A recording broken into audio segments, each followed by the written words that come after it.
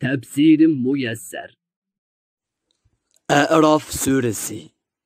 Nihayeti şefqatlik ve mihriban Allah'ның ismi bilen başlayman. Elif, lam, mim, sad. Bu xildagi harflarning bayoni Baqara surasining 5-ida o'tdi. Ey payg'ambar, bu Qur'on nihoyatda ulug' kitobdir. Allah uni sana nozil qildi. Onun Allah'tan nazlı kılınğanlıqıga köңnüңdә qilchi shak bo'lmasin. Uni insonlarga to'liq yetkizishdan, ularni uning bilan ogohlantirishdan hargiz siqilmagan. Sana bu kitobni kofirlarni oxiratning azobidan ogohlantirsin, mo'minlarga jannat bilan xush xabar bersin deb nozil qildik. Ey insonlar, Rabbinglar tarafidan sizlarga nozil qilingan Qur'onga, payg'ambaringlarning yo'liga ergishinglar. Allohni qo'yib, shaytonlarga, rohiblarga va yahudiylarning mollalariga o'xshash saxta ma'budlarga ergashmanglar. Sizlar haqiqatan nihoyat oz ibrat olasizlar. Haqiqatga qaytmaysizlar. Biz ko'pligan shahar aholisini payg'ambarlarga osiylik qilganligi va ularni yolg'onchi deganligi sababli halok qildik. Bu inkarchilarga dunyo va oxiratda xorliq yuzlandi. Bizning azobimiz ularga bir qitim ketisi, yana bir qitim tush vaqtida ular uxlayotgan chog'larida keldi. Allah'ның kechi bilan tush vaqtidan iborat bu ikki vaqtni tilga olganligi, bu ikki vaqtning orom elib rohatlanadigan vaqtlar bo'lganligidan bo'lib, azobning bundoq orom elish vaqtida kelishi haqiqatan dahshatli ishdir. Bizning azobimiz kelgan chaqda ularning chekkan faryodi, biz haqiqatan o'zimizga o'zimiz zulm qildik, gunohimizni e'tirof qildik.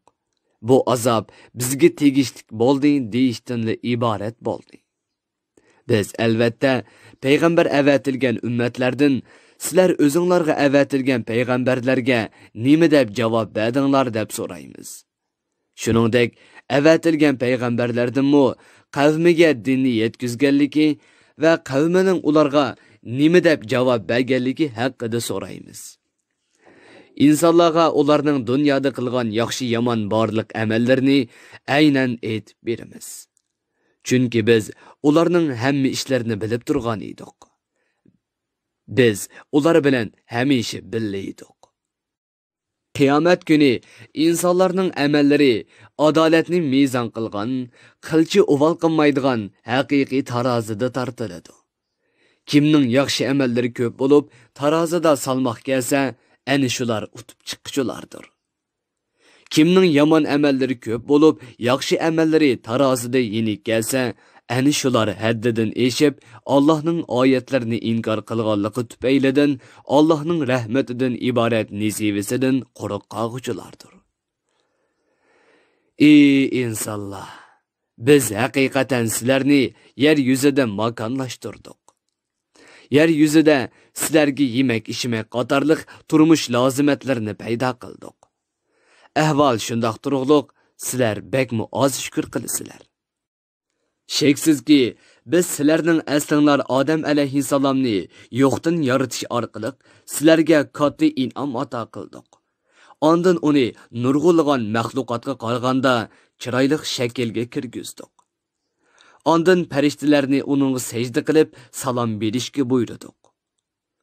Bu Odam alayhissalomga hurmat bildirish va uning afzalligini namoyon qilish uchun edi. Farishtalarning hammasi sajda qildi.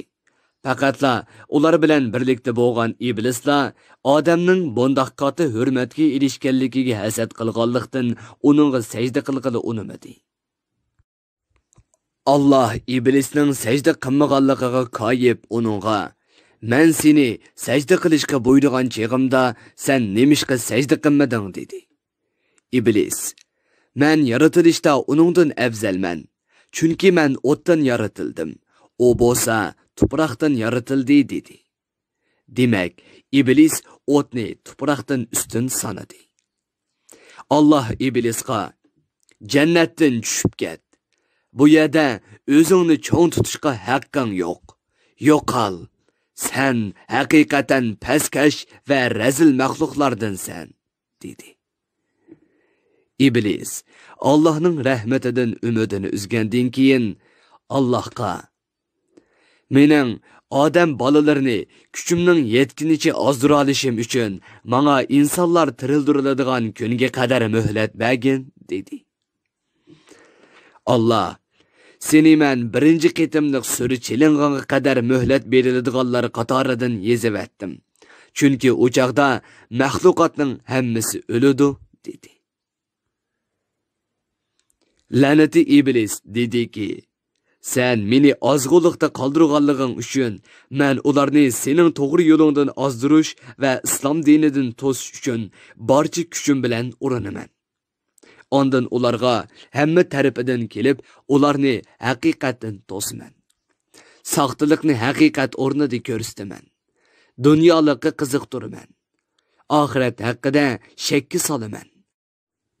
Şunun bilen sen, ularning nurg'unlarining sening ne'matingga shukr qilguvchilar emasligini ko'rasan. Allah iblisga aytdi. Sen jannatdan so'kilgan va rahmatimdan qo'g'langan holda chiqib ket. Men jahannamni sen va sana ergashgan odam bolalarining hammasi bilan to'ldiraman.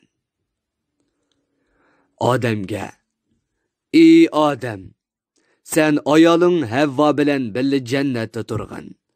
Jannatning mevalaridan xoliqininglar yeyinglar. Sizlarga ko'rsatilgan bu daraxtning mevasini yemanglar. Agar sizlar o daraxtning mevasini yesanglar, sizlar Allohning cheklimasidan o'tib ketib, o'zinglarga zulm qilguvchilardan bo'lib qolasizlar, dedi. Şeytan odam bilan Havvoga ma'ni qilingan daraxtning mevasini yegizib, ularning avrat joylarini echib etish uchun ularni gunohga tushirdi. Ularni ozdirish qitirishib, Rabbinglarning sizlarga bu daraxtning mevasini yeyishni ma'ni qilganligi faqat sizlarning farishta bo'lib ketmasliginglar va jannatda mangu turg'uvchilardan bo'lib qolmasliginglar uchundir, dedi. Şeytan o'zining odam bilan Havvoni mazkur daraxtning mevasini yeyishga qiziqtirishda samimiy ekanligini isbotlash uchun ularga Allohning nomini atab qasam qilib berdi. Halbuki şeytan yolg'onchidir. Şeytan ularni ozdirib ketdi. Shuning bilan ular Alloh yaqinlashdan ma'ni qilgan daraxtning mevasini yedi. Ular o daraxtning mevasini yedi, ularning avratlari echilib qoldi. Ular bo'lsa jannatga ba'zi daraxtning yo'pirmoqlari bilan avratlarini yepishga kirishdi. Ondan Alloh ularga: "Men sizlarni bu daraxtning mevasini yeyishdan to'sqan emasmidim? Haqiqatan şeytan sizlarga o'p-ochiq dushmandir demaganmidim?" deb nido qildi. Bu oyat avrat a'zolarini echishning yomon ko'riladigan va inson tabiati qabul qilmaydigan qabih ish ekanligiga ishorat qiladi. Odam bilan Havva: "Ey Rabbimiz, biz u daraxtning mevasini yeb qo'yib, o'zimizga o'zimiz zulm qildik. Agar sen bizning gunohimizni mag'firat qilmasang va bizga rahim qilmasang, biz cho'qim dunyo va oxiratda ziyon tortquchilardan bo'lib qolamiz", dedi. Adam alayhissalom bu kalimalarni Allohdan topshirib olgandan keyin uning bilan duo qildi. Shuning bilan Alloh uning gunohini mag'firat qildi. Alloh Odam, Havva va iblisga mundoq dedi: "Sizlar jannatdan yer yuziga tushib ketinglar. Sizlar yer yuzida bir-biringlarga dushman bo'lishgan holda bir muddat makonlisizlar va ajringlar to'shqanga qadar u joyda yashaysizlar." Allah Odam, Havva va ularning avlodiga mundoq dedi: "Sizlar dunyodagi hayotinglarni zaminda o'tkazsizlar. Shu zaminda o'lisizlar. Rabbinglar sizlarni yana shu zamindan chiqaradi. Qiyomat kuni sizlarni hisob maydoniga yig'adi.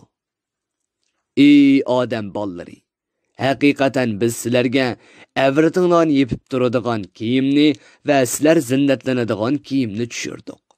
Bu sizlarga ato qilingan katta ne'matdir.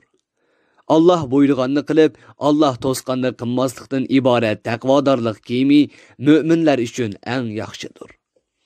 Allohning bir ekanligini va bandalarga nihoyatda mehribon ham kuyimchan ekanligini namoyon qiladigan bu dalillarni sizlarga bayon qilib berish, sizlarning Allohning ne'matlarini aslab, uningga shukr qilishinglar uchundir.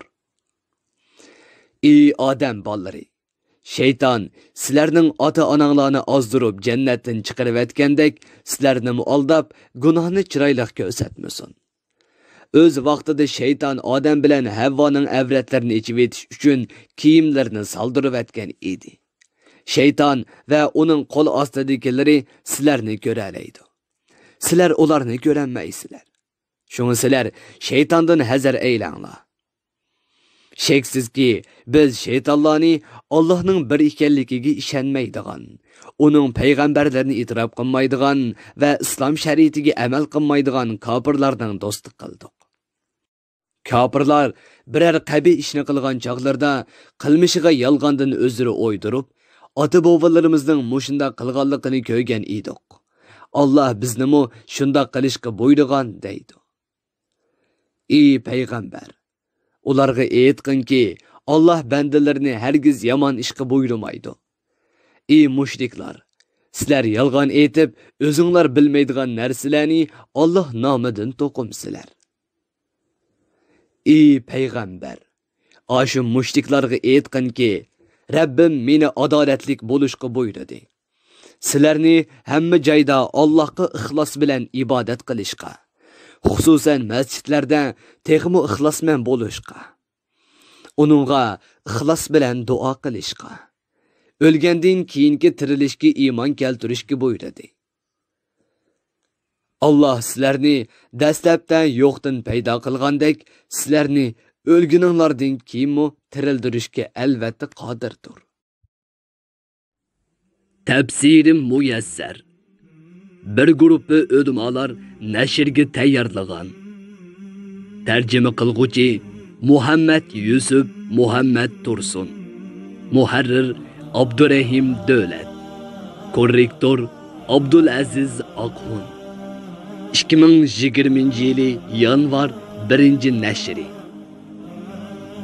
Teklimakan Uyg'ur nashriyoti tarafidan nashr qilingan.